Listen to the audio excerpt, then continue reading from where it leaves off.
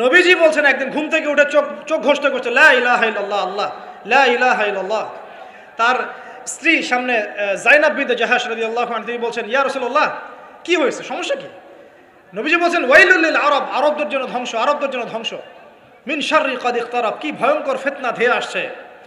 তখন তার স্ত্রী বলছেন, ইয়া রাসূলুল্লাহ, আনুহলিকু ওয়া ফিনা সালিহুন, আমাদের মধ্যে সৎ মানুষ, ভালো মানুষ থাকা অবস্থাতেও কি আমরা ধ্বংস হয়ে যাব?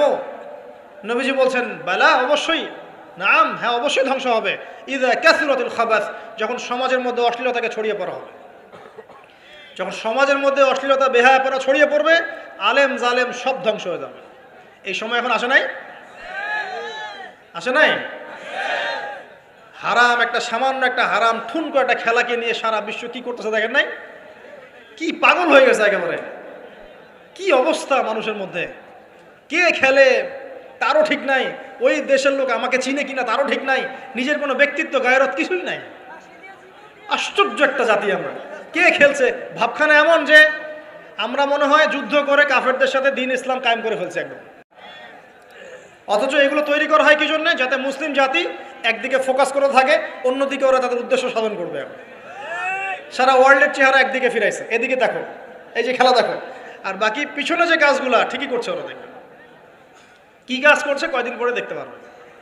পাবলিকলি আমি বললাম না, কারণ বললে সব বুঝবেন না আপনারা, আর সব জায়গায় সবকিছু বলতে নাই। ওদের উদ্দেশ্য ওরা কখনো ভুলে যায় নাই। ওরা চাচ্ছে সারা বিশ্বটাকে শাসন করতে এবং মুসলিমদেরকে দমন করতে, এবং আপনাকে খেলতামাশায় ব্যস্ত রেখেছে। লাচো এখন যুবকদের কোনো হিতাহিত জ্ঞান পর্যন্ত চলে গেছে। এখন হিতাহিত জ্ঞান, তোমাকে এইভাবে চুল কাটতে কে বলছে? তোমাকে এইভাবে চুল কাটতে কে বলছে? এদিকে একদম ছিলে রেখে দিচ্ছে, এখানে মাঝখানে উঁচা একটা ময়ূরের মতো রেখে দিচ্ছে। মানে এভাবে চুল কাটতে তোমাকে কে বলছে? কে তোমাকে মেসির ফলো করতে বলছে? তোমার জন্য রাসূল সাল্লাল্লাহু আলাইহি ওয়াসাল্লামের বাবরি চুলের সুন্নত নাই? আজীব একটা ব্যাপার।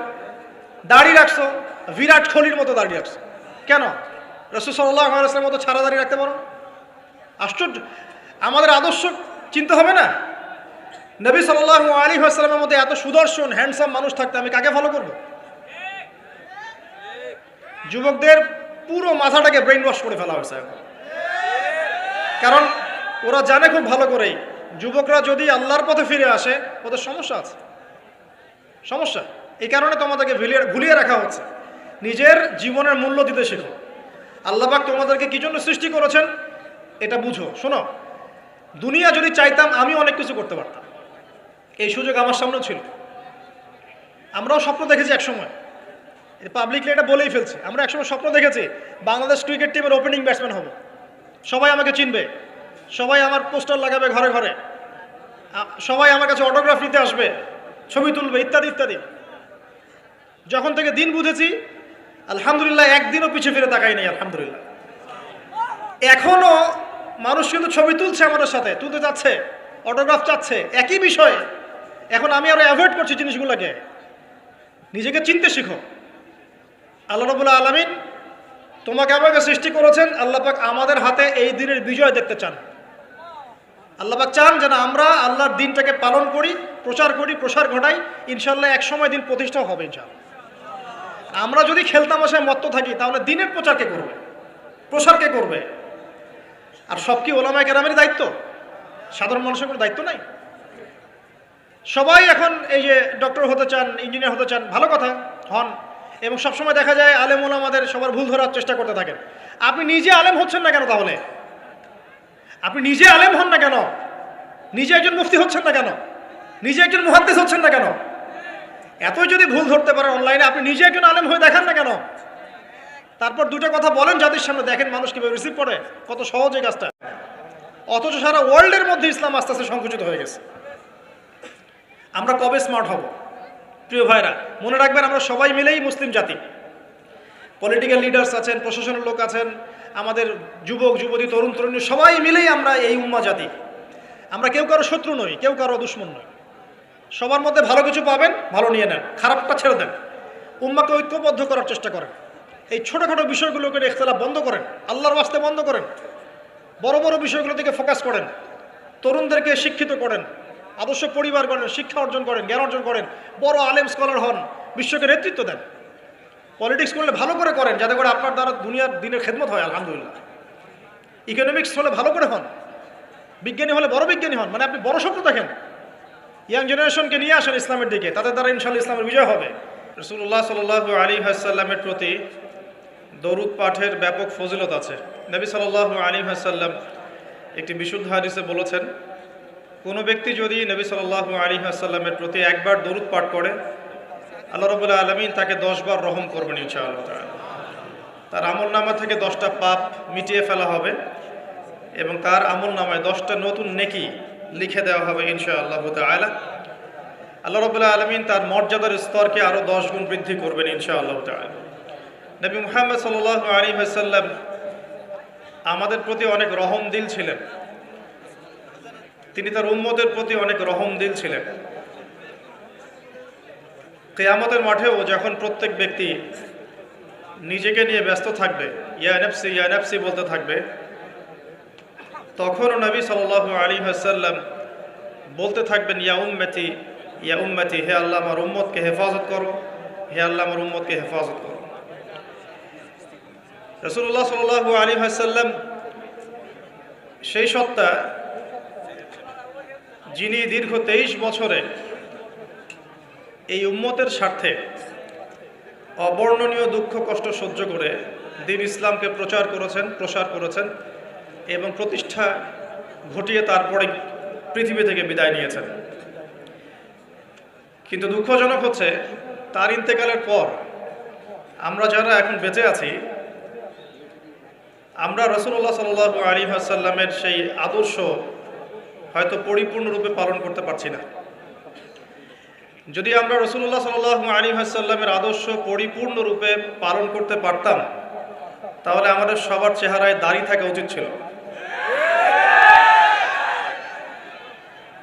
আর আমি যদি আমার নিজের চেহারায়, নিজের লেবাসে, নিজের পোশাকে, নিজের পরিবারে, নিজের অর্থনীতির মধ্যে, নিজের সমাজে রাসূল সাল্লাল্লাহু আলাইহি ওয়াসাল্লামের আদর্শ প্রতিষ্ঠা করতে ব্যর্থ হই, তাহলে আমার দ্বারা রাসূলুল্লাহ সাল্লাল্লাহু আলাইহি ওয়াসাল্লামের দ্বীন পৃথিবীর বুকে প্রতিষ্ঠা করাটা সম্ভব না।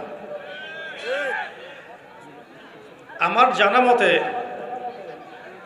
রাসূলুল্লাহ সাল্লাল্লাহু আলাইহি ওয়াসাল্লামের সুন্নত বা আদর্শগুলো পালন করলে মানবতার কোনো ক্ষতি হবে এমন কোনো দলিল আমার জানা নাই। আপনাদের জানা আছে নাকি? আপনি যদি দাড়িটা ছেড়ে দেন, আজকে থেকে শেভ করাটা বন্ধ করে দেন, আপনার শুধু পরকালের উপকার হবে এমনটা নয়, আপনার দুনিয়ার উপকার আছে ইনশাআল্লাহ। বসেন। আপনি যদি রাসূলুল্লাহ সাল্লাল্লাহু আলাইহি ওয়াসাল্লামের সুন্নত মোতাবেক তাকওয়া বা আল্লাহ ভীরুতার পোশাক পরিধান করেন, পরকালের উপকারিতা তো আছেই, দুনিয়ারও উপকারিতা আছে ইনশাআল্লাহ তাআলা। একটু আমরা লক্ষ্য করে দেখি, রাসূলুল্লাহ সাল্লাল্লাহু আলাইহি ওয়াসাল্লাম 24 ঘন্টায় কিভাবে তার দিন এবং রাত কাটাতেন এবং আমাদের জন্য তিনি কেমন আদর্শ রেখে গেছেন। আর আমরা একটু রিকোয়েস্ট করব যে আশপাশের পরিবেশটা আলোচনার উপযুক্ত রাখবেন। মোবাইল ফোনে এত ব্যস্ত হওয়ার কোনো কারণ নাই এবং এগুলোর মধ্যে কোনো ফায়দাও নাই, হয়তো totally West of time. Already আমার হায়াত থেকে 20 মিনিট সময় আপনি খেয়ে ফেলেছেন অলরেডি, এবং এখানে যারা উপস্থিত আছেন, আজকের মাহফিলে এসেছেন, তাদের হায়াত থেকেও কিছু সময় অলরেডি আমরা খেয়ে ফেলেছি। আর একটা বিষয় কি, সময় নষ্ট করায়, আমার অবজারভেশন আর কি, সময় নষ্ট করায় আমাদের বাঙালি জাতির মতো পটু কোনো জাতি নেই। সময় নষ্ট করাতে আমাদের জাতির মতো পারদর্শী কোনো জাতি পৃথিবীর বুকে আছে বলে আমার জানা নেই। যদি আমরা শুধু একটা দিকে ফোকাস করতে পারতাম, যে সময়ের সঠিক মূল্যায়ন, তাহলে দেখতেন এই জাতি অবশ্যই বিশ্বের বুকে নেতৃত্ব দিত ইনশাআল্লাহ। এখন সেটা পারবে না। কেন পারবে না? প্রথম কারণ হচ্ছে এরা সময়কে মূল্যায়ন করতে পারে না। নিজের সময়কে মূল্যায়ন করতে পারলে অন্যের সময়কে মূল্যায়ন করতে পারে না। যতদিন পর্যন্ত আমরা সময়কে মূল্যায়ন করতে শিখব না, আমরা হয়তো দুনিয়াতে কোনো রকম পার পেয়ে যাব, কিন্তু দাপটের সাথে পৃথিবীতে বেঁচে থাকা আর প্রথম সারিতে জান্নাতে যাওয়াটা মনে হয় না পসিবল হবে। দেখবেন আপনার বয়স হয়ে গেছে 50 বছর, যদি আজকে রাত্রে একটু সততার সাথে ঠান্ডা মাথায় চিন্তা করেন যে 50 বছরের মধ্যে কত সময় আপনি অযথাই নষ্ট করেছেন, আমি চ্যালেঞ্জ করলাম আপনি পাবেন মিনিমাম 10 থেকে 20 বছর সময় নষ্ট করে ফেলেছেন। এই 50 বছরের জীবনে আপনি টেলিভিশন দেখেছেন 3 থেকে 4 বছর। এই 50 বছরের হায়াতে আপনি শুধু টেলিভিশনই দেখেছেন 3 থেকে 4 বছর। চায়ের দোকানে আড্ডা পিটিয়েছেন এরকম 2 বছর। বন্ধুদেরকে নিয়ে গল্প করেছেন, বাইক নিয়ে ঘুরেছেন, এখানে ওখানে আড্ডা পিটিয়েছেন অহেতুক আরো 2 বছর। 2 বছর গার্লফ্রেন্ডের পিছনে নষ্ট করেছেন। যেখানে সাহাবায়ে কেরাম কি করতেন জানেন? খাবার খাওয়ার সময় সাহাবায়ে কেরাম রাদিয়াল্লাহু আনহুম খেয়াল রাখতেন কোন খাবারগুলো খেলে সময় কম লাগবে। তারা এমন খাবার খেতেন যে খাবার খেলে সময় কম লাগবে, তাড়াতাড়ি খাওয়া যাবে, তাড়াতাড়ি ইবাদত করা যাবে। আর এই যে ফেসবুক ইউটিউবিং এর যে যুগ আসছে, এতে করে দেখবেন যে একদিনের মধ্যে 24 ঘন্টা যদি দিন হয় তার মধ্যে মিনিমাম 5 থেকে 6 ঘন্টা অনলাইন খেয়ে ফেলছে অহেতুক, কোনো কাজ নাই, এমনি স্ক্রলিং।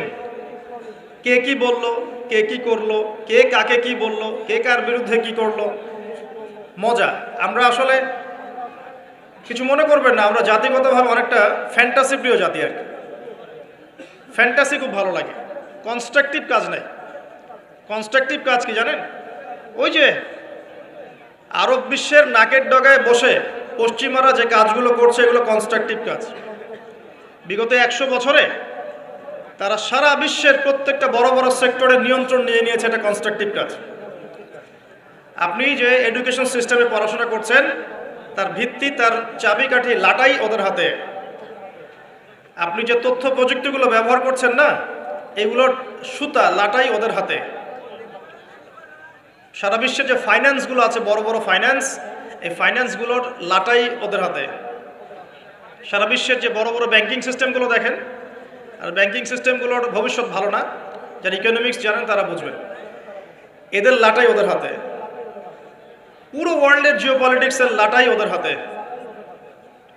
এই কাজগুলো ওরা কনস্ট্রাকটিভলি করেছে, সময় নষ্ট করে নাই বিগত 100 বছরে। আপনাকে আমি ইতিহাস পড়তে বারবারই বলি, আরও একবার রিকোয়েস্ট করছি, বেশি না, 1914 সাল থেকে শুরু করে, প্রথম বিশ্বযুদ্ধ থেকে শুরু করে এই 2022 সাল পর্যন্ত ওয়ার্ল্ডের হিস্ট্রিটা একটু পড়ে দেখবেন কিভাবে বিশ্ব আজকে এই অবস্থায় এসেছে।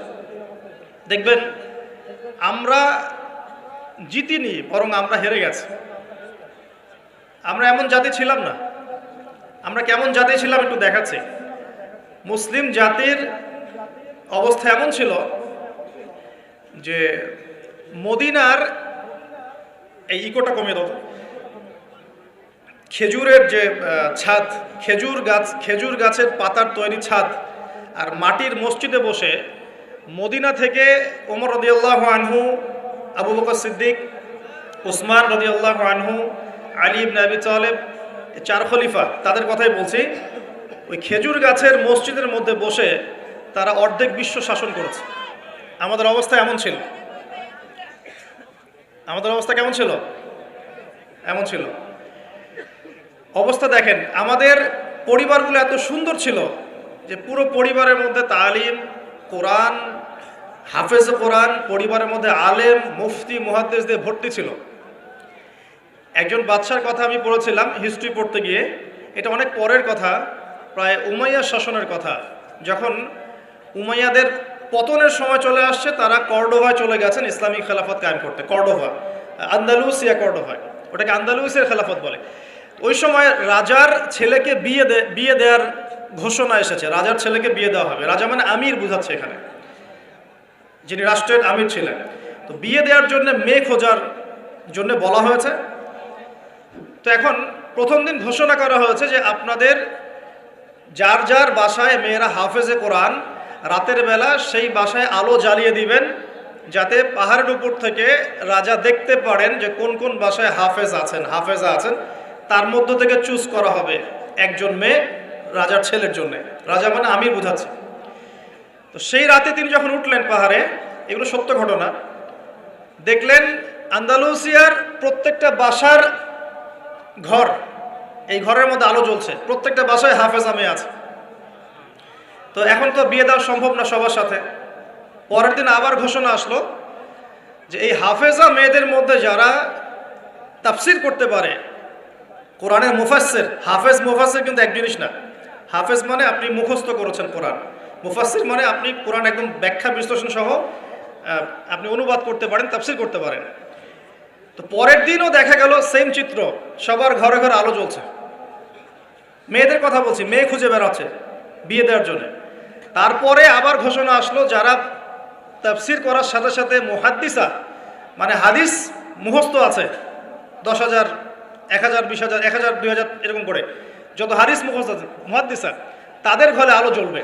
তখন দেখা গেল যে আলো একটু কমে আসছে আর কি, কথা বুঝতে পারছেন? কিন্তু আলোর সংখ্যা অনেক। আবার ঘোষণা আসলো পরের দিন যে এই বাড়িগুলোর মধ্যে যারা ফকিহ বোঝেন কি, ফিকহের জ্ঞান আছে, গভীর জ্ঞান আছে, কোরআন সুন্নাহর গভীর ইস্তেহাদ করতে পারেন, মুস্তাহিদ এই টাইপের, তাদের বাসার আলো জ্বলবে। তখন দেখা গেল যে আলোর সংখ্যা আরেকটু কমে আসে। এর মধ্য থেকে আমির একজনকে সিলেক্ট করে তার ছেলের সাথে বিয়ে দিলেন। এই ছিল মুসলিমদের অবস্থা। এখন যদি আপনি আজকে, এটা কি কুমিল্লা না নাকি কুমিল্লা, এই কুমিল্লার তিতাসের কোনো একটা উপরের জায়গায় চলে যান, টাওয়ারে যান, গিয়ে বলেন যে আমাদের এই পুরো গ্রামের মধ্যে বা এই জায়গার মধ্যে আমি আমার ছেলের জন্য মেয়ে খুঁজতেছি, তো যেই মেয়েগুলো হাফেজে কোরআন তাদের বাসায় আলো জ্বালিয়ে দিবে। উপর থেকে দেখেন কতগুলো আলো জ্বলবে, অবশ্যই জ্বলবে, একটাও না এমন না, জ্বলবে। কিন্তু যদি আরো বড় চ্যালেঞ্জ দেন যে হাফেজার সাথে সাথে কারা তাফসির করতে পারে, কারা মুহাদ্দিসা খাস পর্দা মেনে চলে, তাদের বাসায় আলো জ্বালাবা, দেখবেন আলোর সংখ্যা খুব কমে আসবে। এটা বাস্তবতা। দুঃখের সাথে জানাতে হয় আমরা এমন অনেক হাফেজে কোরআনকেও চিনি ব্যক্তিগতভাবে, যারা কোরআন হেফজ করার পরেও অল্প সময়ের মধ্যেই ভুলে গেছে, এবং হাফেজে কোরআন হওয়ার পরেও কোরআনের 10টা-20টা সূরার তাফসীর তারা করতে পারছে না, 10টা-20টা আয়াতের অনুবাদ তারা বলতে পারছে না, এমনও মানুষ কিন্তু আছে। ঠিক আছে? তো আমাদের অবস্থা কিন্তু এমন ছিল না। আমরা এই বিশ্বকে নেতৃত্ব দিয়েছি এক সময়, সুদীর্ঘ প্রায় 1250 বছর। কত বছর? যে জাতি তার শেকড় চিনে না, যে জাতি তার ইতিহাস জানে না, তাদেরকে তো মোটিভেটেড করা খুব সহজ, ডিমোটিভেটেড করা সহজ। আমাদের তরুণ প্রজন্ম এখন ওয়ার্ল্ড কাপের হিস্ট্রি জানে, এই ব্রাজিল আর্জেন্টিনার হিস্ট্রি জানে, মেসি নেইমারের হিস্ট্রি জানে। দাঁড়ান, এগুলোর প্রয়োজন নাই, এর কোনো প্রয়োজন নেই। আমাদের তরুণ প্রজন্ম এদের হিস্ট্রি জানে, নায়ক নায়িকাদের হিস্ট্রি জানে, গায়ক গায়িকার হিস্ট্রি জানে। ওই যে পতিতা, যেটা আধুনিক পতিতা আর কি, যেটা সরাসরি পতিতা ভিত্তিতে জড়িত না থাকলেও মানুষকে উৎসাহিত করে, উদ্বুদ্ধ করে, অশ্লীলতার ফেরিওয়ালা, তাদের হিস্ট্রি জানে। বলিউড হলিউডের হিস্ট্রি জানে। আমাদের তরুণ প্রজন্ম সব জানে এগুলা, cricket, football, everything, Bollywood Hollywood, বিশ্বকাপ আসলে তো কথাই নাই। কিন্তু আমাদের তরুণ প্রজন্ম আমাদের শেকড় জানে না। কয়জন তরুণ জানে যে আমরা এমন একটা জাতি ছিলাম যারা সারা বিশ্বকে নেতৃত্ব দিয়েছি? নেতৃত্ব দেওয়া ডিফারেন্ট জিনিস, মানে সারা বিশ্বের কোনো কিছুই আমাদের পারমিশন ছাড়া হতো না, এমন একটা অবস্থা ছিল। বিশ্বের কোনো জায়গায় কোনো মুসলিমকে আঘাত করবে, অন্যায়ভাবে তাকে মেরে ফেলবে বা টর্চার করবে, এই সাহস কারো ছিল না, এমন যুগ ছিল।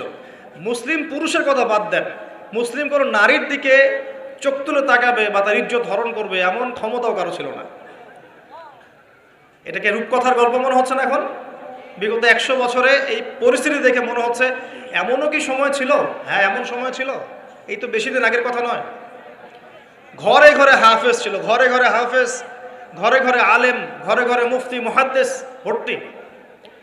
শুধু তাই নয়, বিজ্ঞানী দিয়ে ভর্তি, ফিলোসফার দার্শনিক দিয়ে ভর্তি, অ্যাস্ট্রোনমিস্ট দিয়ে ভর্তি, জ্যোতির্বিদ্যায় পারদর্শী, বায়োলজিতে পারদর্শী, কেমিস্ট্রিতে পারদর্শী, এরকম ঘরে ঘরে ছিল। বর্তমান বিশ্বের যে শিক্ষা সেক্টরগুলো আছে, প্রত্যেকটা সেক্টরের ভিত্তি মুসলিমরা দিয়ে দিয়েছে বিশ্বকে, জানেন? এই যে অর্থনীতি নিয়ে আমরা এত বাড়াবাড়ি করি না, সবচেয়ে সেরা অর্থনীতি শিখিয়েছেন ইউসুফ আলাইহিস সালাম। কে শিখিয়েছেন? সূরা ইউসুফ পড়ে দেখেন। আমরা সূরা ইউসুফ এর নাম শুনলে মনে করি ইউসুফ মানে ইউসুফ জুলেখা, তাই না? মাথায় চলে আসে ইউসুফ আর জুলেখা। ইউসুফ আলাইহিস সালাম কি ছিলেন? খুব সুন্দর দেখতে ছিলেন, এতটুকু জানি আমরা। কিন্তু ইউসুফ আলাইহিস সালামের বাহ্যিক সৌন্দর্যের চাইতে তার চরিত্রের সৌন্দর্য আর অনেক বেশি ছিল। তাকে রাজার স্ত্রী অফার করছে ভালোবাসার, প্রেম বিনিময়ের দরজা লাগিয়ে দিচ্ছে, আর তিনি বলছেন মাআযাল্লাহ, আমি আল্লাহকে ভয় করি। তার চরিত্রের সৌন্দর্য দেখেন। খালি আমরা রূপের সৌন্দর্যের কথা বলি, তাই না? ইউসুফ আলাইহিস সালাম যখন কারাগারে, কেন কারাগারে পাঠিয়েছে? বিনা অপরাধে। আর বিনা অপরাধেও মানুষ কারাগারে যায়। কারাগারে যারা যায় তারা সবাই যে অপরাধী এমনটা নয়। বিনা অপরাধেও মানুষ কারাগারে যায়। দাঁড়ান, ইউসুফ আলাইহিস সালাম কেন গেলেন? তাকে অপবাদ দেওয়া হয়েছে, জেনার অপবাদ। নাউজুবিল্লাহ। একদিন 2 দিন না, 7 দিন 10 দিন না, 12টা বছর তিনি কারাগারে। কত বছর? 12 বছর। ওই 12 বছরের মধ্যে তিনি একটা ঘটনা ঘটেছে, 2 জন কয়েদি এসেছে। কয়জন? নতুন কয়েদি। একজন বলছে যে আমি স্বপ্ন দেখলাম যে আমার মাথার মধ্যে রুটি রাখা হয়েছে, এই রুটি এসে পাখি খেয়ে নিচ্ছে। আরেকজন স্বপ্ন দেখলো যে সে রাজাকে শরাব পান করাচ্ছে। ইউসুফ, তোমাকে সত্যবাদী মনে হয়, আমাদেরকে স্বপ্নের ব্যাখ্যা জানিয়ে দাও। এই 2জন ব্যক্তি কিন্তু মুসলিম নন, মনে রাখবেন। এই 2জন ব্যক্তি কি? অমুসলিম, কিন্তু মুসলিম নন। দেখেন, অমুসলিম ব্যক্তির স্বপ্ন সত্য হতে পারে। দলিল, অমুসলিম ব্যক্তির স্বপ্ন কি হতে পারে? সত্য হতে পারে। ইউসুফ আলাইহিস সালাম ব্যাখ্যা করে দিলেন যে শরাব পান করাচ্ছে সে অচিরেই ছাড়া পেয়ে যাবে এবং সে রাজাকে শরাব পান করাবে, রাজার ঘনিষ্ঠ হয়ে যাবে। আর যার মাথার থেকে রুটি খেয়ে নেওয়া হচ্ছে তাকে শুলদণ্ড দেওয়া হবে, তার মগজ খেয়ে ফেলবে পাখি। তাই হলো। আর ইউসুফ আলাইহিস সালাম এই ব্যক্তিকে বলে দিলেন যার ব্যাপারে তার ধারণা হলো যে এই ব্যক্তি নাজাত পাবে। ইউসুফ আলাইহিস সালাম এই কথা বললেন এবং যার ব্যাপারে তার ধারণা হলো যে এই ব্যক্তিকে ছাড়া পাবে সেই ব্যক্তি, তাকে বললেন তুমি যখন রাজার কাছে যাবে তখন আমার কথা স্মরণ করো, যে আমি তোমাকে এই কথাটা বলেছিলাম, রাজার সামনে স্মরণ করো। তো ইউসুফ আলাইহিস সালাম এখানে বন্দী, তারা ছাড়া পেয়ে গেলেন। এবার যখন এই ব্যক্তি রাজার কাছে গেলেন, রাজা আবার একটা স্বপ্ন দেখলো। কে স্বপ্ন দেখলো? সূরা ইউসুফের মধ্যে বলা আছে, পড়ে দেখবেন। রাজা স্বপ্ন দেখছে যে 7টা চিকন গাভী 7টা মোটা তাজা গাভীকে খেয়ে ফেলছে, ঠিক আছে? আর উনি শীষ স্বপ্ন দেখলেন, শীষ, ধানের শীষ, এই টাইপের কিছু।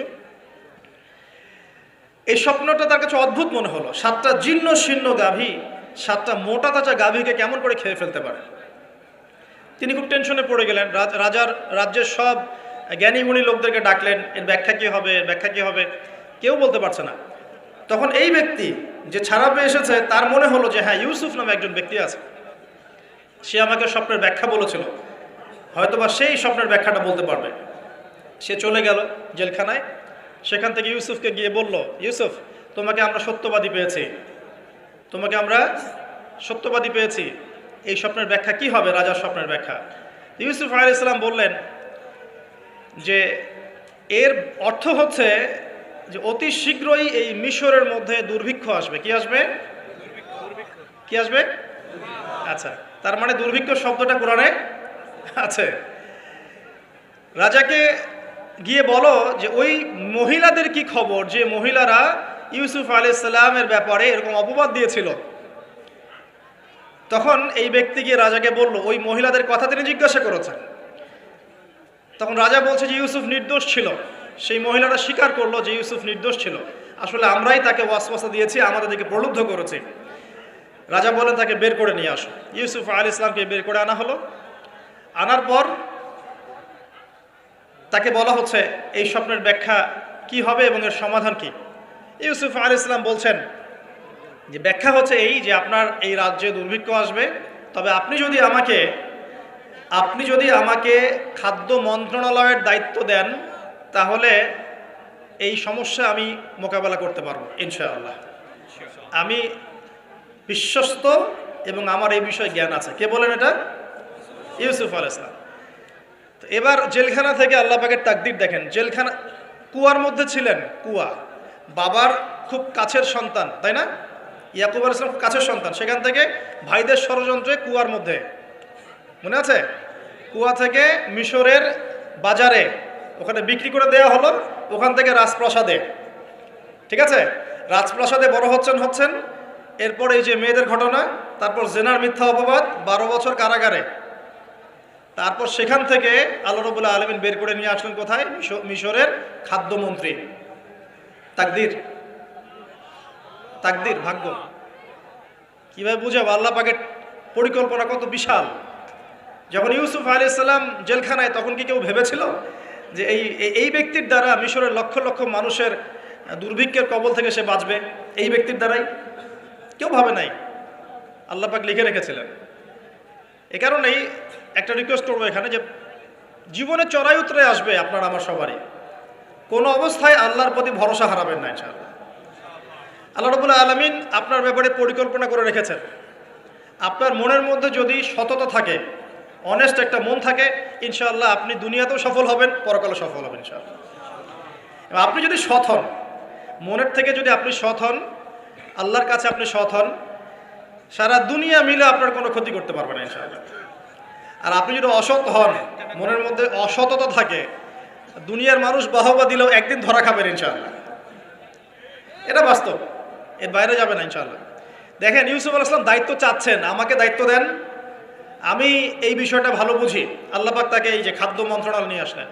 ইউসুফ আলাইহিস সালামের হাতে পরবর্তীতে দুর্ভিক্ষের কবল থেকে পুরো মিশরবাসী বেঁচে গেল এবং লক্ষ লক্ষ মানুষের জীবন বেঁচে গেল, আলহামদুলিল্লাহ।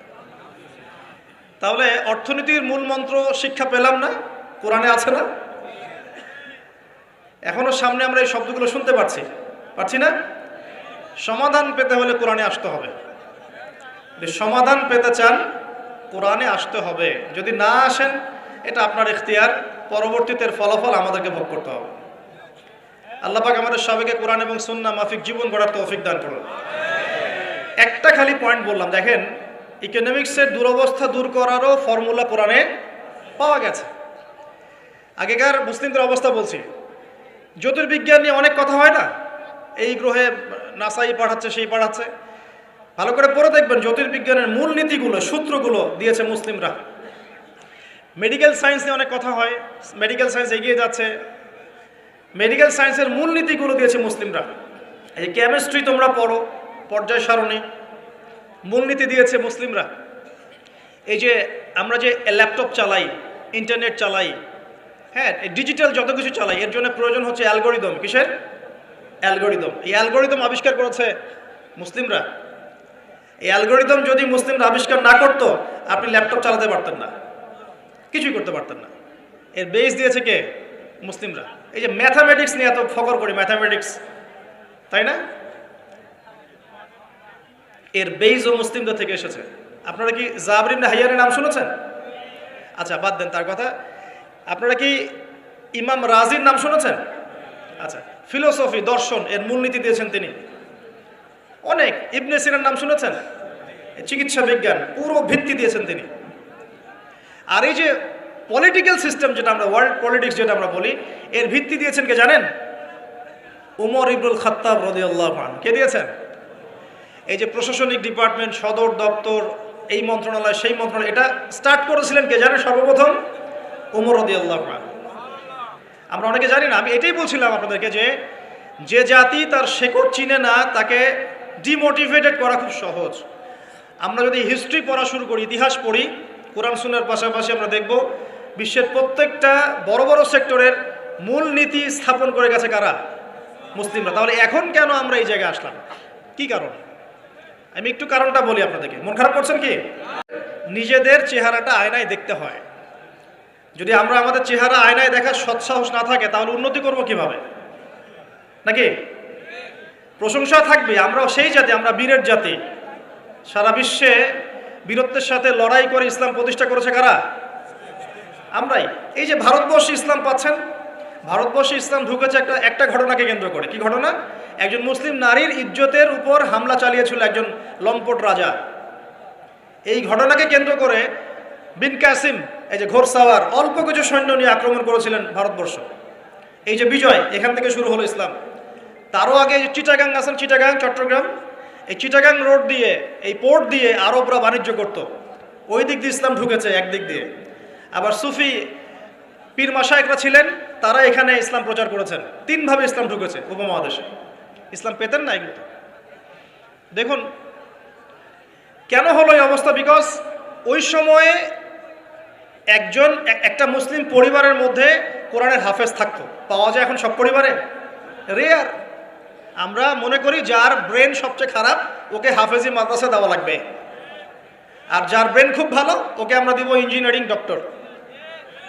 আমরা শিক্ষাটাকে ভাগ করে ফেলেছি, একটা হচ্ছে দুনিয়ার শিক্ষা, একটা হলো আখিরাতের শিক্ষা, তাই না? অথচ শিক্ষা তাকেই বলে যা আমার দুনিয়াও দিবে আখিরাতও দিবে, এর নাম শিক্ষা। আর এই শিক্ষা কোথায় আছে? কোরআন সুন্নায় নাই। কোরআন সুন্নাহ শেখার পরে যদি আমি ডক্টর হই, ইঞ্জিনিয়ার হই, কোনো সমস্যা আছে? কোনো সমস্যা নাই। আমরা এটাকে ভাগ করে ফেলেছি। আমরা অর্থনীতিও ভাগ করে ফেলেছি। মসজিদে আমি পাক্কা মুসল্লি, দেখবেন মসজিদে মাশাআল্লাহ পাক্কা মুসল্লি, নামাজে পড়তে পড়তে একদম সেজদার দাগ পড়ে গেছে। যেই ব্যবসা করতে গেল মাপে কম, যেই ব্যবসা করতে গেল দেখবেন যে মজুদদারি, যেই ব্যবসা করতে গেল ওই যে স্টক করতেছে অন্যায়ভাবে, কৃত্রিম সংকট তৈরি করতেছে। যেই চাকরি করতে গেল ঘুষ, যেই আপনার ডিল করতে যাচ্ছে ইকোনমিক সেক্টরে সুদ। তো অর্থনৈতিক জীবনটাকে আলাদা করে ফেললাম, ওইটা দুনিয়ার জীবন, এটা হচ্ছে আমার পরকালের জীবন, ভাবখানে এমন আর কি। আমাদের আকীদা চেঞ্জ করতে হবে তো। অর্থনৈতিক জীবন কি ইসলাম থেকে আলাদা নাকি? আপনি 5 ওয়াক্ত নামাজ পড়ছেন আলহামদুলিল্লাহ, এখন যদি সুদ খান তাহলে কি পার পাবেন? তাহলে অর্থনীতি ইসলামের সাথে সম্পৃক্ত না? সহজ কথাটা বোঝাতে পারি না। ইভেন আমরা যদি অন্যদের সাথে ডিল করতে চাই বিশ্বে, তখনও ইসলাম ফলো করতে হবে, আদারওয়াইজ সমস্যা আছে। এমন তন্ত্র মন্ত্র মতবাদের চর্চাও করা যাবে না যে মতবাদগুলো কোরআন সুন্নাহ সরাসরি বিরোধী। করা যাবে?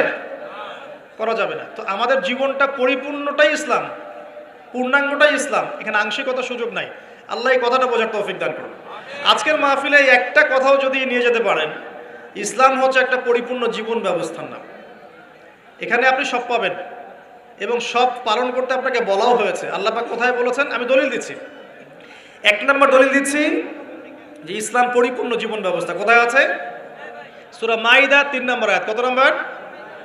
সূরা মাইদা 3 নম্বর। আল্লাহ পাক বলছেন, বিসমিল্লাহির রহমানির রহিম, আল্লাহ বলছেন, আল ইয়াউমা আকমালতু লাকুম দীনাকুম ওয়া আতমামতু আলাইকুম নি'মাতি ওয়া রাদিতু লাকুমুল ইসলাম দীনান। আল্লাহ বলছেন, কে বলছেন?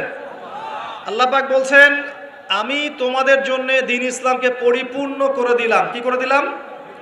পরিপূর্ণ মানে কি? যেখানে সবকিছু নাই, তাই না? পরিপূর্ণ মানে কি? যেখানে সবকিছু আছে। তার মানে জীবনের প্রতিটা বিষয়ের হেদায়েত কোথায় আছে? ইসলামে আছে। ওয়া আতমামতু আলাইকুম নি'মাতি, তোমাদের উপর আমার নিয়ামতকে পূর্ণতা দিলাম। ওয়া রাদিতু লাকুমুল ইসলাম দীনান, তোমাদের উপর দ্বীন ইসলামকে মনোনীত করে আমি আল্লাহ সন্তুষ্ট হয়ে গেলাম। সুবহানাল্লাহ। তো দ্বীন পরিপূর্ণ না? তার মানে ইসলাম পরিপূর্ণ কি না? এখন এই ইসলাম আল্লাহর কাছে একমাত্র দিন, অন্য কোনো দিন চলবে? এটা যে একমাত্র দিন, তার দলিল কোথায়? দলিল আছে সূরা আলী ইমরানের 19 নম্বর আয়াতে। কত নম্বর? আলী ইমরান 19 নম্বর। আল্লাহ পাক বলছেন, ইন্নাদ দীনা ইনদাল্লাহিল ইসলাম, জেনে রাখো হে মানুষ, নিশ্চয়ই আল্লাহর কাছে একমাত্র গ্রহণযোগ্য দিন, তার নাম কি? ইসলাম। আল্লাহ পাক এই সূরার মধ্যে আবার বলছেন যে ইসলাম ছাড়া অন্য দিন পালন করলে কবুল হবে কিনা, আল্লাহই বলছেন। সেটা কোথায়? 85 নম্বর আয়াত। কত নম্বর আয়াত? 85। আল্লাহ পাক বলছেন যে ওয়ামাই ইয়াবতাগি গায়রাল ইসলাম দীনান ফালা ইউকবাল মিন, যদি কেউ ইসলাম ছাড়া অন্য কোনো দিন তালাশ করে কোশ্চিন কালেও তার কাছ থেকে কবুল করা হবে না। তার 3টা দলিল পেলেন। 1, আল্লাহর কাছে মনোনীত দিন কি? ইসলাম। এই ইসলাম পরিপূর্ণ কিনা? অবশ্যই পরিপূর্ণ। দলিল সূরা মাইদার আয়াত নাম্বার 3। আর এই ইসলাম বাদ দিয়ে অন্য দিন চলবে কিনা? উত্তর না। দলিল সূরা আলী ইমরানের 85। এখন আপনার আমার দায়িত্ব কি সেটা আল্লাহ বলছেন সূরা বাকারায়। কোন সূরায়? সূরা বাকারায়। কোরআনের একটা আয়াত কিন্তু আরেকটা আয়াতের সাথে লিঙ্কড আপ হবে। এই মিলানোর যোগ্যতা আপনাকে তৈরি করতে হবে। মানে আমি বুঝাই একভাবে, এই যে আকাশের তারাগুলো দেখেন, আমরা সাধারণ চোখে যেটা দেখি সেটা হলো এটা তারাই, জাস্ট তারা, সুন্দর লাগে, তাই না? আসলে ব্যাপারটা এমন না। আসলে ব্যাপারটা হচ্ছে এই প্রত্যেকটা তারার সাথে অন্য তারার একটা জটিল এবং সূক্ষ্ম গাণিতিক একটা মিল আছে। যদি আপনি আমার সাথে কখনো তারা দেখতে আসতে পারেন, আমি দেখাবো ইনশাল্লাহ। আকাশের তারা দেখা শিখতে হবে। দেখে মনে হয় যে খুব সুন্দর। আল্লাহ পাক সূরা মুলকের মধ্যে বলছেন, এই সূরা মুলক রাত্রেবেলা তেলাওয়াত করতে হয়, রাতে তারা ওঠে না, ওই রাতেই আল্লাহ বলছেন সূরা মুলক তেলাওয়াত করতে। কি মিল আছে দেখছেন? রাতে আকাশে তারা উঠে, আর আল্লাহ পাক রাতের বেলায় সূরা মুলক তেলাওয়াত করতে বলছেন। আর সূরা মুলকের মধ্যে আল্লাহ বলছেন যে আকাশের দিকে তাকাও, তাকিয়ে দেখো আল্লাহর এই সৃষ্টির মধ্যে কোনো খুঁত পাও কিনা। তোমার দৃষ্টি বারবার ব্যর্থ হয়ে ফিরে আসবে, কোনো ত্রুটি পাবে না। সুবহানাল্লাহ। এই তারাগুলোর মধ্যে জটিল একটা সূক্ষ্ম গাণিতিক মিল আছে। এক মিলিমিটার বা 1 সেন্টিমিটার মিলিমিটার যদি একটা থেকে দূরে সরে যায় বা কাছে চলে আসে, মহাবিশ্ব ধ্বংস হয়ে যাবে। জানেন? বুঝাচ্ছি। এই যে পৃথিবী আর চাঁদের একটা দূরত্ব আছে না, এই দূরত্ব যদি একটু এগিয়ে আসে, চাঁদ যদি একটু কাছাকাছি চলে আসে বা পৃথিবী একটু কাছে চলে আসে, তাহলে এই পৃথিবীর বেশিরভাগ জায়গা সমুদ্রের পানি দিয়ে ডুবে যাবে। বুঝলেন না মনে হয়? আচ্ছা, বোঝার দরকার নাই, পরে বুঝেন, শুনে রাখেন আজকে। আবার যদি চাঁদ একটু দূরে চলে যায়, তাহলে সমুদ্রের পানি অনেক শুকিয়ে যাবে, থাকবে না পানি। সূর্য যদি একটু কাছে চলে আসে, এক হাত যদি কাছে চলে আসে খালি, তাহলে পৃথিবীর অনেক বড় একটা অংশ মরুভূমি হয়ে যাবে। আর যদি সূর্য 1 হাত দূরে চলে যায়, তাহলে পৃথিবীর অনেক বড় একটা অংশ বরফে ঢেকে যাবে। একদম সূক্ষ্ম মিল আছে, সূক্ষ্ম গাণিতিক তত্ত্ব আছে। এমনি এমনি এটা আল্লাহ পাক সৃষ্টি করেন নাই তো। তারার কথা বলছিলাম কেন? তারাগুলো একটার সাথে মিলালে আপনি পথ খুঁজে পাবেন। ঠিক একইভাবে কোরআনের একটা আয়াত অন্য আয়াতের সাথে মিলাতে পারলে আপনি হেদায়েত খুঁজে পাবেন। আপনাকে মিলিয়ে দেখাচ্ছিলাম। আল্লাহ বলছেন সূরা আলে ইমরান 19 নম্বর আয়াত, দিন ইসলাম আল্লাহর কাছে একমাত্র দিন। এই ইসলাম পরিপূর্ণ কিনা? আল্লাহ সূরা মাইদা 3-এ বলছেন হ্যাঁ পরিপূর্ণ। এই ইসলাম ছাড়া অন্য দিন চলবে কিনা? আবার আলে ইমরানের 85-তে গিয়ে বলছেন চলবে না। এই ইসলামকে নিয়ে আমাদের কি করতে হবে? আল্লাহ এটা বলছেন সূরা বাকারায় গিয়ে। কি বলছেন? উদখুলু ফিস সিলমি কাফা, তোমরা পরিপূর্ণরূপে ইসলামে প্রবেশ করো। বুঝতে পারলেন? ইসলাম কেন্দ্রিক আমাদের দায়িত্ব কি? পরিপূর্ণরূপে ইসলামে প্রবেশ করা। এখন ভিত্তি কি? 2টা। তারাক্তু ফিকুম আমরাইন, 2টা বস্তু ছেড়ে গেলাম। নবীজি বলছেন লান তাদিল্লু মা তামাসসাকতুম বিহিমা, তোমরা কোনোদিন পথভ্রষ্ট হবে না যতদিন পর্যন্ত 2টাকে রেখে আঁকড়ে ধরে থাকবে। 1 নাম্বার কিতাব আল্লাহ, আল্লাহর কিতাব কোরআন, 2 নাম্বার সুন্নতে নবীহি, নবীর সুন্নাহ। কোরআন এবং সুন্নাহকে কেন্দ্র করে ইসলাম, এটাতে পরিপূর্ণরূপে প্রবেশ করতে বলা হচ্ছে। আর আপনার সাথে আমার কথা, পরিপূর্ণ প্রবেশ মানে কি বোঝায়? আমি ইবাদত বন্দেগীর জীবনে পাক্কা মুসল্লি হব, অর্থনৈতিক জীবনে গিয়ে সুদ খাবো, আমি কি পরিপূর্ণ মুসলিম কিনা? সহজ কথা বলেন, পরিপূর্ণ মুসলিম কি? এদিকে আপনি তাহাজ্জুদ পড়ছেন, মাশাআল্লাহ, 5 ওয়াক্ত নামাজ পড়ছেন, নফল নামাজ পড়ছেন, রোজা রাখছেন, দান সদকা করছেন, খুবই সুন্দর মাশাআল্লাহ। কিন্তু আপনি অন্যের সম্পদ অন্যায়ভাবে হরণ করছেন, মুসলিম হবে পরিপূর্ণ? একটা পরিবারের কর্তা মাশাআল্লাহ, দিনদার, চিল্লা দিয়ে লাগাচ্ছেন মাশাআল্লাহ, দিনের দায়ী, সবকিছু ঠিক আছে। এখন পরিবারের সেই লোকের স্ত্রী পর্দা করে না, ওই লোকের মেয়ে বেপর্দায় ঘোরাফেরা করে, ওই লোকের ছেলে মাদকাসক্ত, এই পরিবারটা কি পরিপূর্ণ ইসলামিক পরিবার কিনা? একইভাবে আমরা যারা টুকটাক জুমার নামাজ পড়তে আসি, হজ করি, ওমরা করি, 5 ওয়াক্ত নামাজ ঠিকঠাক মতো পড়ি না, কোরআন তেলাওয়াতের ফিকির নাই, দুনিয়া নিয়ে ব্যস্ত হয়ে আছি, পরকালের চিন্তা কম, তারাও কি পরিপূর্ণ মুসলিম কিনা? তো পরিপূর্ণ মুসলিম বলতে কি বোঝায়? এটার জন্য আপনার কিন্তু পিএইচডি করার দরকার নাই। আপনি বুঝতে পারছেন যে আপনার জীবনের প্রতিটা কাজ কোরআন এবং সুন্নাহ মাফিক হলেই আপনি পরিপূর্ণ মুসলিম, আলহামদুলিল্লাহ। এবং এই কাজটা করার জন্যে আপনাকে কিন্তু কেউ বাধাও দিচ্ছে না, আপনি স্বাধীন, চাইলেই আপনি করতে পারেন। কেউ কি বাংলাদেশের প্রেক্ষাপটে কি ইসলাম পালন করতে কাউকে বাধা দেয়া হচ্ছে? যে নামাজ পড়তে যাবেন না, দাড়ি রাখতে পারবা না, হ্যাঁ, তোমরা টাকলুর উপরে কাপড় তুলতে পারবা না, মেয়ে পর্দা করতে পারবে না। হ্যাঁ, ইনডাইরেক্টলি হয়তো কিছু মানুষ এরকম করছে হয়তোবা, কিন্তু ওদের সংখ্যা কিন্তু বেশি না, ওদের সংখ্যাও বেশি না, তাদের শক্তিও নাই। এটা জাস্ট একটা মুখের আস্ফালন মাত্র, আর কিচ্ছু না।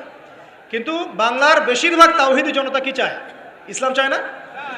চায়। তো আপনি যদি প্র্যাকটিস করেন, কেউ কি বাধা দিবে? ওয়াদা করেন আজকে থেকে 5 ওয়াক্ত নামাজ ছাড়বেন না, বেহুদা অহেতুক কোনো ফাহেসা কাজে সময় নষ্ট করবেন না, নিজের গায়ের মধ্যে সুন্নত নিয়ে চলে আসবেন, পারবেন না ইনশাআল্লাহ? দাড়ি ছেড়ে দিবেন ইনশাআল্লাহ, গোফ ছোট করে ফেলবেন, টাকনুর নিচে কাপড় থাকলে উঠিয়ে ফেলবেন। পারবেন না? যদি কোনো হারাম সম্পর্ক থাকে আজকেই তওবা করে ফিরে আসবেন। ফিরে আসার সময় আবার বললেন না যে আজকে শেষ কথা, তোমার সাথে আর কথা হবে না। এই কাজ করতে যায় না, তাহলে এই শেষ কথা আর শেষ হবে না, একদম ডিলেট, সাথে সাথে ডিলেট। যদি সুযোগ থাকে, অর্থনৈতিক সামর্থ্য আছে, পরিবারে গিয়ে বলবেন বা মেয়ের পরিবারে প্রস্তাব পাঠাবেন, যদি বিয়ে করার সুযোগ থাকে বিয়ে করে ফেলবেন। সুযোগ নাই, ডিসকানেক্টেড, কোনো দরকার নাই। এই নেক্সট শুরুতে ধোকা খাবেন না, এটা নেক্সট শুরুতে ধোকা, এটা নেক্সট শুরুতে ধোকা। যখন একটা মানুষ জেনায় লিপ্ত থাকে তখন তার দোয়া আল্লাহ পর্যন্ত পৌঁছায় না তো, আর জেনা ছেড়ে দিলে পরে আপনার দোয়া ডাইরেক্ট আল্লাহর কাছে পৌঁছাবে ইনশাআল্লাহ। প্রমাণ নেবেন? দলিল দিব? দিচ্ছি শোনেন। তিন ব্যক্তি, কয় ব্যক্তি? তিন ব্যক্তি চলছে পথ, হঠাৎ ঝড় এসেছে, একটা গুহার মধ্যে ঢুকেছে, গুহার মুখ বন্ধ হয়ে গেছে, একদম বন্ধ, বের হওয়ার কোনো জায়গা নেই। এটা সত্য ঘটনা, রাসূল সাল্লাল্লাহু আলাইহি সাল্লাম বলেছেন। এখন তারা বলছেন তো বের হওয়ার তো কোনো অপশন নাই, কিভাবে বের হবো আমরা? একজন বলছে তাহলে একটা কাজ করি, চলো আমাদের নেক আমলের ওসিলা করে আল্লাহর কাছে দোয়া করি। কিসের ওসিলা? আমরা এই যে দোয়া করার জন্য হুজুর ডাকি, তাই না? আসেন 40টা, এই যে 1 বছরই 3 দিন 7 দিন করি না? নিজের দোয়া নিজে করা শিখেন। আপনার কি চাওয়া সেটা কি আমি বুঝতে পারবো নাকি? এরকম একটা ঘটনা আছে, হুজুরকে ডেকেছে দোয়া করতে, হুজুর পুরো দোয়াটাই এক বচনে করেছে, আল্লাহ আমাকে হেদায়েত দাও, আমাকে রিজিক দাও, আমাকে হেফাজত করো। আর মুসল্লি সব বলছে আমিন আমিন আমিন। দিন শেষে লাভ কার হলো? হুজুরের। জিলাপিও আমি পেলাম, দোয়া আমার কবুল হলো, সবই তো আমার হলো, এবং শেষে হাদিয়াওটা আমি পেলাম। এটা তো আপনাকে, আপনার দোয়া আপনাকে করতে হবে তো। এই তিন ব্যক্তি দোয়া করছে নিজের নেক আমলের ওসিলা দিয়ে, নেক আমলের ওসিলা দিয়ে দোয়া করলে দোয়া কবুল হয়। এখানে কি বলে দিব কোন কোন ক্ষেত্রে দোয়া করলে দোয়া কবুল হয়? শোনেন, আগে হালাল খাইতে হবে দোয়া কবুল হলে। দোয়া কবুল হওয়াতে হলে আগে হালাল খেতে হবে, হারাম খেলে দোয়া কবুল হবে না। আর আমরা এখন সুদের যুগে বাস করি না? সবাই সুদখোর হয়ে যাচ্ছে দিন দিন। আর সুদ যে এখন এত সূক্ষ্ম, আমি ইনশাল্লাহ আপনাদেরকে কোনো একটা পরিবেশে যেখানে আমি এডুকেটেড শ্রেণীর মানুষ পাবো ইনশাল্লাহ, সেখানে আমি শুধু অর্থনীতি নিয়ে কথা বলবো ইনশাল্লাহ। এখানে আপনি বুঝতে পারবেন যে কত সূক্ষ্ম সুদ চলছে এখন, কত সূক্ষ্ম। এই যে ইলেকট্রনিক মানিগুলো আমরা ইউজ করছি না, এর মধ্যেও সুদ আছে, বুঝবেন না? একটা রাষ্ট্রকে তারা বাদ রাখে না সুদখোর বানাতে। যদি আমাদের রাষ্ট্রের কোনো লোন প্রয়োজন হয়, আমরা যদি ওয়ার্ল্ড ব্যাংকের কাছে যাই বা IMF এর কাছে যাই, সুদ ছাড়া কোনো লোন তারা দিবে না, কখনো দিবে না। এবং এটা ফোর্সফুলি করবে তারা, সুদ ছাড়া আপনি বেরিয়ে হতে পারবেন এখান থেকে। তো পরে আসি ওইদিকে, আমি ওইদিকে আছি না। দোয়া কবুল করাতে হলে আপনাকে আগে হালাল রিজিক সার্চ করতে হবে, 1 নাম্বার। 2 নাম্বার, তাওহীদ চর্চা করতে হবে। শিরকের পাপে লিপ্ত থাকলে দোয়া কবুল হওয়া ডিফিকাল্ট। এবং সুন্নতের চর্চা করবে, বেদাতি আমল করলে দোয়া কবুল হওয়া ডিফিকাল্ট আছে। এর পাশাপাশি আমি কিছু অপশন বলে দিই। যখন দেখুন বৃষ্টি হচ্ছে তখন দোয়া করবেন, দোয়া কবুল হবে ইনশাআল্লাহ। দোয়া করার আগে একবার বলবেন আলহামদুলিল্লাহ, কমপক্ষে একবার বলবেন আলহামদুলিল্লাহি রাব্বিল আলামিন, একবার কমপক্ষে। মানে প্রথমে আল্লাহর প্রশংসা করবেন, তারপর একবার দরুদ পড়বেন আল্লাহুম্মা সাল্লি আলা মুহাম্মাদ ওয়া সাল্লিম, তারপর হাত তুলে দোয়া শুরু করবেন। বৃষ্টি পড়ছে, দোয়া শুরু করে দেন, দোয়া কবুল হবে ইনশাআল্লাহ। আজান দিয়েছে, আজান এবং একামতের মাঝখানের সময়টা আছে, এই সময়টা কাজে লাগান, দোয়া কবুল হবে ইনশাআল্লাহ। নামাজে দাঁড়িয়েছেন, সেজদায় গিয়েছেন, সেজদায় দোয়া করেন, দোয়া কবুল হবে ইনশাআল্লাহ। প্রশ্ন করে অনেকে যে ভাই সেজদায় কি বাংলায় দোয়া করা যাবে? হ্যাঁ যাবে, যদি আপনার নামাজটা নফল নামাজ হয়। কোন নামাজ হয়? ফরজ নামাজে করবেন না, নফল নামাজে করতে পারেন ইনশাআল্লাহ। সেজদায় বান্দা আল্লাহর সবচেয়ে কাছাকাছি থাকে, এই সময়ে বেশি বেশি দোয়া করতে রাসূল সাল্লাল্লাহু আলাইহি ওয়াসাল্লাম তাগিদ দিয়েছেন। দোয়া করলে ডাইরেক্ট কবুল হবে ইনশাআল্লাহ। পিতা মাতার খেদমত করে দোয়া করেন, দোয়া কবুল হবে ইনশাআল্লাহ। এখন তো পিতা মাতার খেদমত মানুষ করতে চায় না। এটা সেই যুগ যে যুগে পিতা মাতার সাথে দাস দাসীর মতো আচরণ করা হয়। সন্তানরা ভুলে গেছো তোমরা যে তোমরা একদিন পিতা মাতা হবা, আমরাও কিন্তু একদিন পিতা মাতা হব। যারা বিয়ে শাদী করেছে, সন্তান সন্ততি হয়েছে, তারা জানে এই যে প্রসব বেদনার একটা সেকেন্ড, 1 সেকেন্ড বা 1 মিনিট প্রসব যে বেদনা মায়ের হয়, এর ঋণ আমরা সারা জীবনে শোধ করতে পারবো না। পারবেন? এই কারণেই মায়ের পায়ের নিচে জান্নাতের কথা বলা আছে। মাদের সম্মান আল্লাহর কাছে অনেক বেশি, মেয়েদের সম্মান অনেক বেশি। এই নারীবাদী ফ্যামিলিস্টরা যা বুঝিয়েছে, ইসলাম এমন নয় তো, ইসলাম এমন নয়। ইসলামে মেয়ের মর্যাদা সবচেয়ে উপরে। একজন নারীর, মনে করেন আপনি বাসায় আছেন, কেউ যদি বাইরে থেকে ফুটা দিয়ে বাসার ভিতর দেখে, কথা বুঝতে পারছেন, আপনার জন্য হালাল ওই ব্যক্তির চোখের মধ্যে এরকম শিক ঢুকিয়ে দেওয়া, এটা হালাল আপনার জন্য, করতে পারেন আপনি, কিচ্ছু করেন না, আল্লাহর আইনে আপনি কোনো অপরাধী নন। যদি আপনি ঘরের ভিতরে থাকেন, কেউ বাইরে থেকে এরকম করে ফুটা দিয়ে দেখছে, মনে করেন আপনার বাসার মেয়েকে বা আপনার বাসার বোনকে, মাকে, আপনি যদি চোখের মধ্যে একটা শিক ঢুকিয়ে দেন, আপনার কোনো পাপ হবে না আল্লাহর কাছে। এটা হাদিস আছে, জায়েজ, যদিও বা এটা আইন হাতে তুলে নেওয়া হয়ে যাচ্ছে অন্য সেক্টরে, কিন্তু আল্লাহর কাছে আপনি কিছু করেন নাই। মেয়েদের এমন মর্যাদা দেওয়া হয়েছে, সেই মেয়েদেরকে আমরা এখন কি করেছি, কাপড় চোপড় সব কমিয়ে কমিয়ে বেপর্দা করে রাস্তায় নামিয়ে দিয়েছে। যদি একটা মানুষ নিজের সম্মান না বোঝে, তাকে সম্মান কেউ দিতে পারে? নিজেকে চিনতে শিখুন, আমাদের সম্মান আল্লাহর কাছে অনেক বেশি। এটা বলছিলাম প্রিয় ভাইরা, মায়ের পায়ের নিচে আল্লাহ পাক সন্তানের বেহেশতের কথা বলেছেন। মা বোনদেরকে 4টা কাজ করতে বলবো, অনলি 4টা কাজ। 5 ওয়াক্ত নামাজ যদি ঠিকমতো পড়তে পারে, 1 নাম্বার। 2, রমজান মাসে রোজা রাখে। 3 নাম্বার, পর্দা ঠিকঠাক মতো করে। আর 4 নাম্বার, স্বামীর আনুগত্য করে। ইনশাআল্লাহ জান্নাতের যে কোনো দরজা দিয়ে ইচ্ছা প্রবেশ করতে পারবে ইনশাআল্লাহ। এখানে স্বামীর আনুগত্যের কথা বলেছি, স্বামীর দাসত্বের কথা বলি নাই। আনুগত্য দাসত্ব এক জিনিস না। আনুগত্য মানে কি? আনুগত্য মানে আপনি স্বামীর যে কোনো ভালো কাজে আপনি তাকে সায় দিবেন, আনুগত্য। নামাজ পড়তে বলেছে, নামাজ পড়তে হবে। পর্দা করতে বলেছে, আপনি পর্দা করবেন। বেপর্দায় যাবেন, আপনি যাবেন না, এটা আনুগত্য। দাসত্ব কি? দাসত্ব হচ্ছে যে সে ভালো মন্দ যাই বলুক আপনি শুনছেন, এটা দাসত্ব, এটা করবেন না। মা বোনরা 4টা কাজ বাসায় গিয়ে আবার শুনিয়ে দিবেন। নবীজি বলেছেন 4টা কাজ কোনো মেয়ে করলে জান্নাতের যে কোনো দরজা দিয়ে ইচ্ছা প্রবেশ করতে পারবে। 1 নাম্বার, 5 ওয়াক্ত সালাত। 2 নাম্বার, রমজান মাসের সওম রোজা। 3 নাম্বার, পর্দা ঠিকঠাক মতো করবে, লজ্জাস্থানের হেফাজত। এবং 4 নাম্বার, স্বামীর আনুগত্য করা। মায়ের খেদমত করে দোয়া করেন, দোয়া কবুল হবে ইনশাআল্লাহ। বাবার খেদমত করে দোয়া করেন, দোয়া কবুল হবে ইনশাআল্লাহ। কোরআন তেলাওয়াত করে দোয়া করেন, দোয়া কবুল হবে ইনশাআল্লাহ। মনে করেন শেষ রাতে উঠেছেন, মানে শেষ রাত বলতে বোঝাচ্ছি, এই ধরেন যে 2টার পর থেকে, এখন 2টা 2:30টার পর থেকে নিয়ে ফজর পর্যন্ত শেষ রাতে উঠেছেন, এই সময় আপনি যা দোয়া করবেন ইনশাআল্লাহ কবুল হবে। হ্যাঁ, বলতে বাধ্য হচ্ছি, এখনকার তরুণ সমাজ ওই 2টা 2:30টার দিকে ওই যে কার কার খেলা থাকে, ওই খেলাগুলো দেখার জন্য উঠে, তাহাজ্জুদ পড়ার জন্য উঠতে পারে না। অথচ আল্লাহ পাক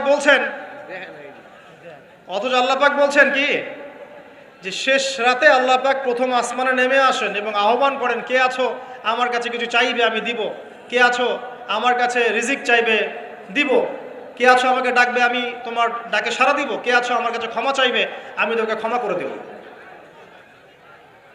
প্রিয় যুবক ভাইরা, আল্লাহকে মূল্যায়ন করতে শেখো। এই সময়গুলোতে দোয়া করলে ইনশাআল্লাহ তাআলা আপনার দোয়া কবুল হবে ইনশাআল্লাহ। সবচেয়ে ইম্পর্টেন্ট হচ্ছে এটা, যেটা আমরা প্রত্যেক দিন পড়ি, প্রায় 17 রাকাত নামাজ পড়ি আমরা, ফরজ নামাজ। শুধু ফরজ নামাজের কথাই বলছি। এখানে আপনি 34টা সেজদা করেন, 17 রাকাত ফরজ, 34টা সেজদা করেন। প্রত্যেক সেজদায় যদি একটা করে দোয়া করতে পারেন ইনশাআল্লাহ আল্লাহ আপনার দোয়া কবুল করবেন। দোয়া কবুল করার কিছু জায়গা বলে দিলাম, তো বেশি বেশি দোয়া করতে হবে। আমরা উম্মার অবস্থাগুলোকে বুঝতে শিখব। এখানে এই 3 ব্যক্তি, এটা বলে আমি শেষের দিকে যাচ্ছি, একটু ধৈর্য ধরেন। এই 3 ব্যক্তি পড়ে গেছে গুহার মধ্যে। আমি বলছিলাম জেনা ছেড়ে দিলে তোমার দোয়া আল্লাহ পাক ডাইরেক্ট কবুল করবে ইনশাআল্লাহ। কিভাবে? এই দলিল দিচ্ছিলাম যে তারা বলছে আমাদের তো কোনো, আমাদের নেক আমল যা আছে এটা দিয়ে দোয়া করতে হবে, কোনো অপশন তো নাই বের হওয়ার। একজন বলছে যে আল্লাহ, আমি আমার পিতা মাতার খেদমত করতাম, মাকে দুধ পান না করিয়ে কখনো দুধ পান করি নাই, আল্লাহ এই কাজটা যদি তোমার কাছে ভালো লেগে থাকে আজকে আমাকে এই বিপদ থেকে উদ্ধার করো। এই দোয়া করার সাথে সাথেই এই গুহা থেকে পাথরটা একটু সরে গেল এভাবে। আর জড়বস্তু আল্লাহ পাকের হুকুম মানে, আল্লাহ পাকের হুকুম মানে না খালি 2টা শ্রেণীর মানুষ, এক হচ্ছে মানুষ আর একটা জিন জাতি। এই পুরো প্রকৃতি আল্লাহ পাকের হুকুম মেনে চলে। আর জড় বলতে আসলে কিছু নাই, যদি আমি বোঝানোর জন্য জড় বলেছি, আল্লাহ পাকের হুকুমে সব কিছু জীবন্ত। এই যে মাটিতে আমরা বসে আছি না এখন, এই মাটি কিয়ামতের মাঠে সাক্ষী দিবে যে এখানে মাহফিল হয়েছিল। হ্যাঁ, ওইখানে বসে তুমি টিকটক করেছো, লেকচার শুনো নাই ভালো করে। একটা মাহফিলে যাচ্ছিলাম, দেখলাম যে এখন স্টেজে উঠি নাই, ওই সুযোগে দেখলাম যুব সমাজ রাস্তার পাশে দাঁড়িয়ে সিগারেট খাচ্ছে, ব্রেক নিচ্ছে আগে, চা সিগারেটের ব্রেক। হুজুর আসলে আলোচনা শুনবো। তো এখানে এসে যদি আমরা মানে কোরআন সুন্নাহর বাইরে কোনো কাজ করি, এই মাটি আবার সাক্ষী দিবে। এটা দলিল কোথায় আছে? সূরা জিলজাল পড়ে দেখবেন। সূরা জিলজালের মধ্যে দলিল আছে যে আল্লাহ পাকের হুকুমে এই জমিন কথা বলবে ইনশাআল্লাহ, আল্লাহ পাক হুকুম করলে।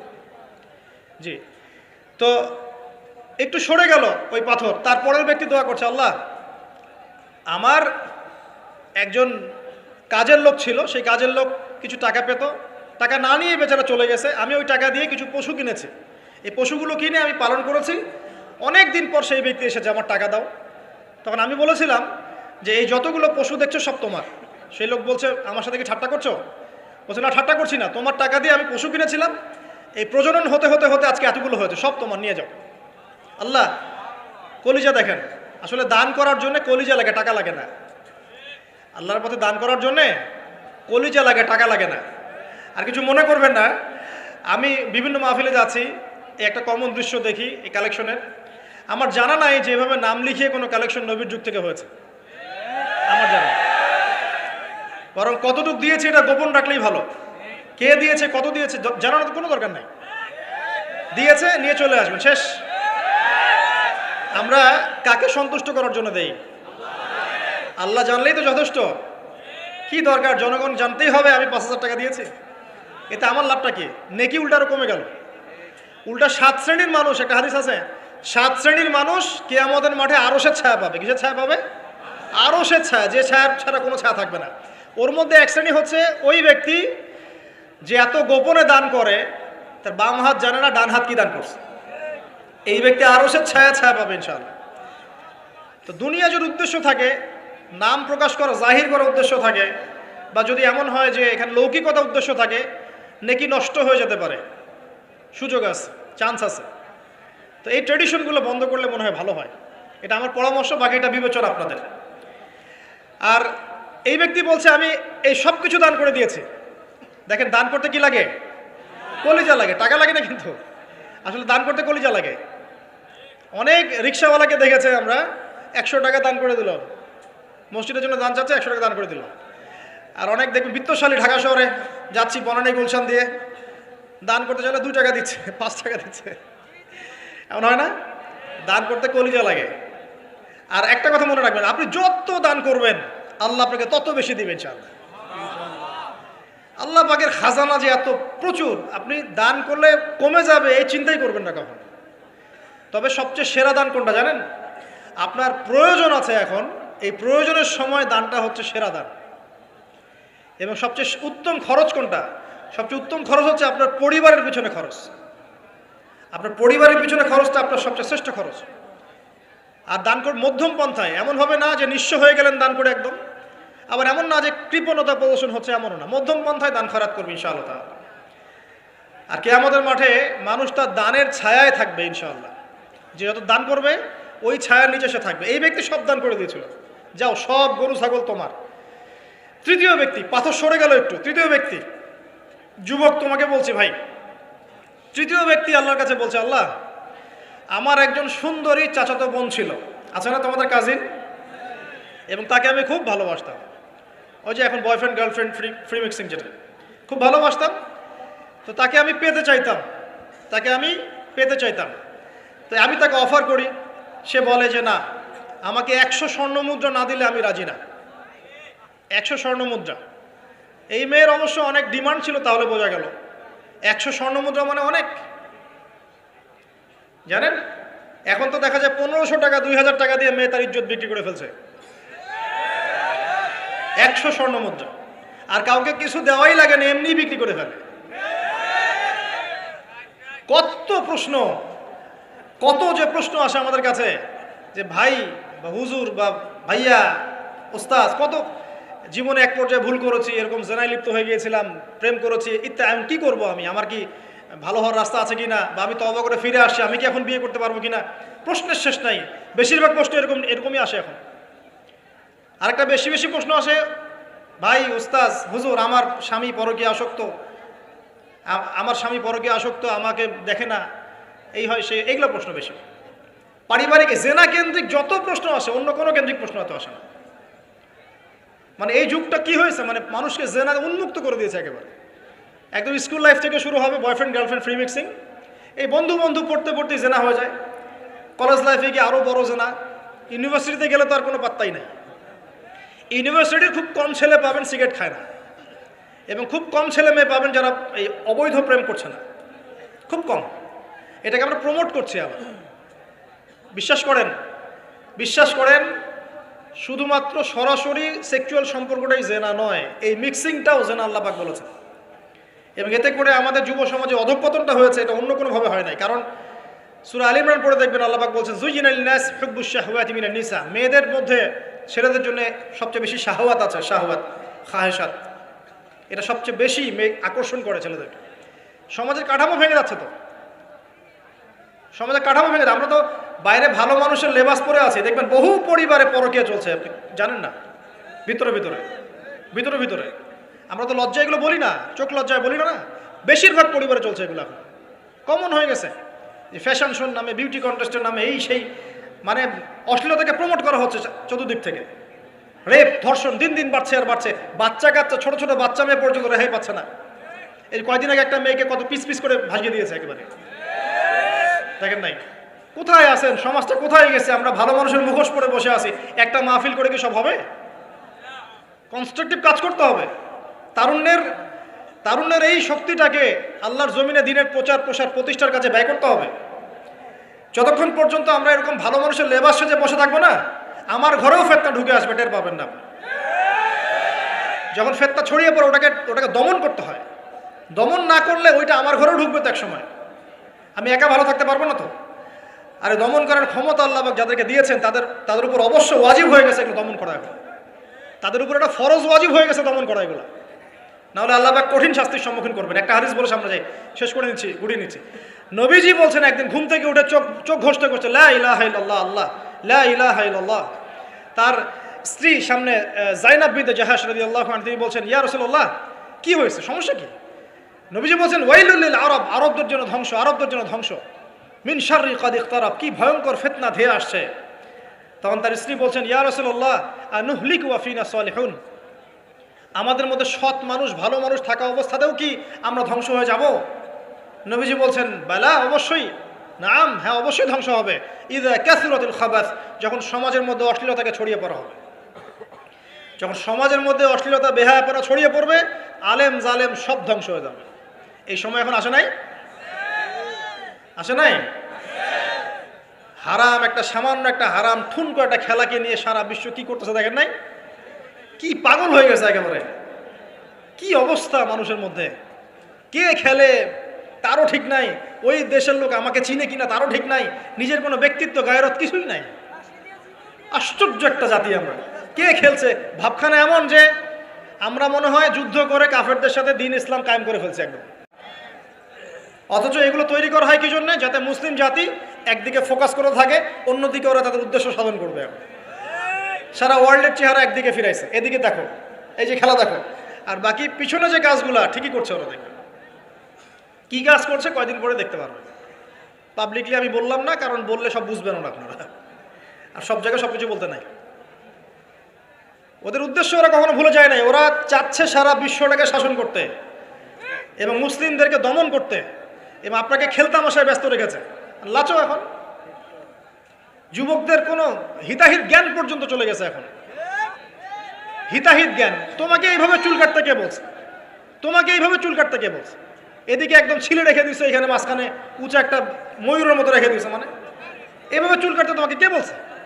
কে তোমাকে মেসির ফলো করতে বলছে? তোমার জন্য রাসূল সাল্লাল্লাহু আলাইহি ওয়াসাল্লামের বাবরি চুলের সুন্নত নাই? আজীব একটা ব্যাপার। দাড়ি রাখছো, বিরাট কোহলির মতো দাড়ি রাখছো, কেন? রাসূল সাল্লাল্লাহু আলাইহি ওয়াসাল্লামের মতো ছাড়া দাড়ি রাখতে পারো? আশ্চর্য। আমাদের আদর্শ চিন্তা হবে না?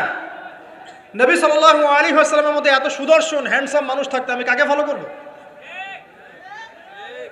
যুবকদের পুরো মাথাটাকে ব্রেইন ওয়াশ করে ফেলা হয়েছে এখন।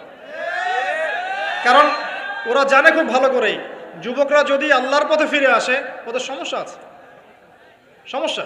এই কারণে তোমাদেরকে ভুলিয়ে রাখা হচ্ছে। নিজের জীবনের মূল্য দিতে শেখো। আল্লাহ পাক তোমাদেরকে কি জন্য সৃষ্টি করেছেন এটা বুঝো। শোনো, দুনিয়া যদি চাইতাম আমি অনেক কিছু করতে পারতাম, এই সুযোগ আমার সামনে ছিল।